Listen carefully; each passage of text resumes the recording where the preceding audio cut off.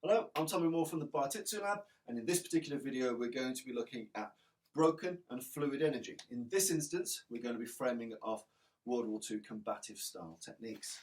And broken and fluid energy is best described, in fact I'll use a stick for this, makes it easier. So broken energy is where I hit and retract. There is a break in the flow and the transfer of force and energy. Fluid energy is where I flow through.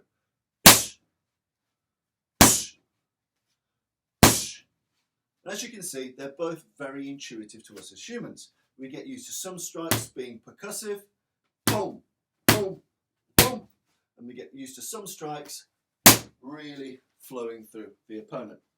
One of the most important things you can do is learn to manage and use these throws to different effects. So I'm just going to zoom into my notes here. So, some of the things to remember.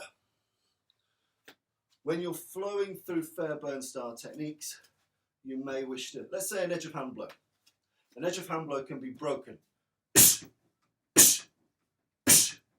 Or an edge of hand blow could be fluid. You see? Now, with a fluid movement, it often leads to a turn. Once it hits, it flows through. A broken movement strikes and retracts. So fluid, broken.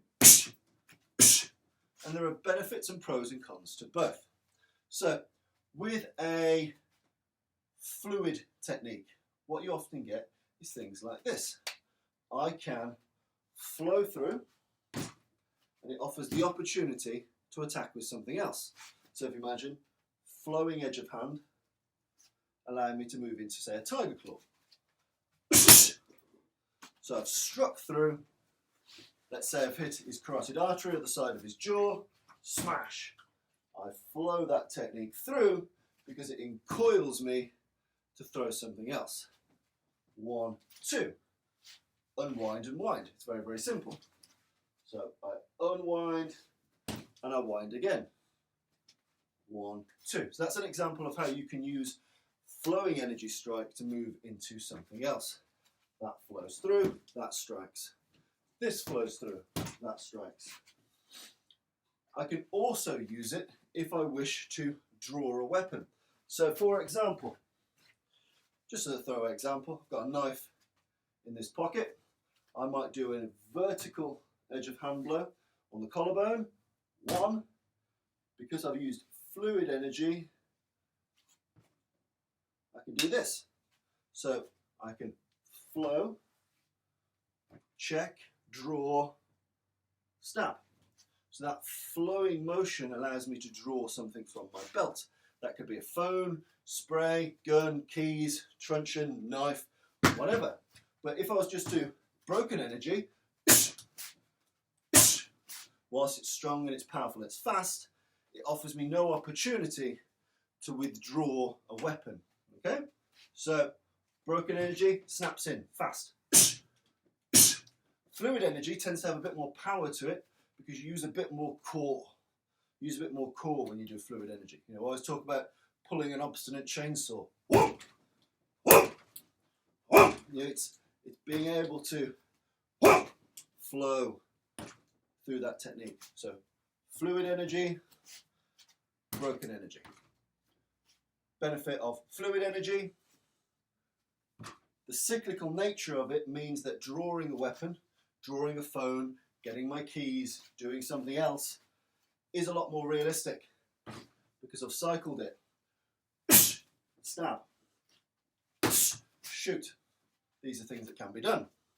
What it also allows me to do is escape more readily. So if you imagine I'm here, I'm going to do a normal elbow, broken energy.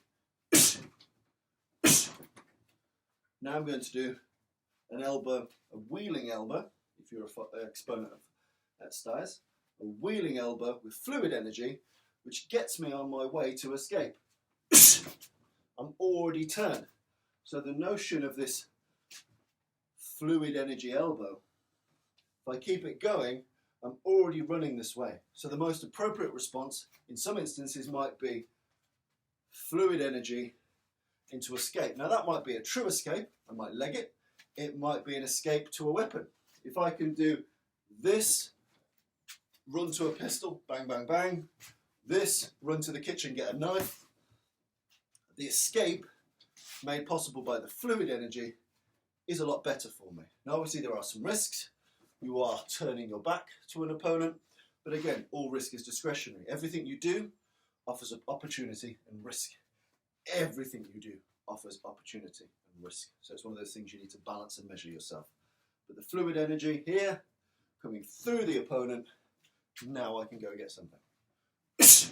So don't forget, every time you do a Defendu or a World War II style technique, once you've got it broken energy, then try it fluid energy and see what that unlocks for you.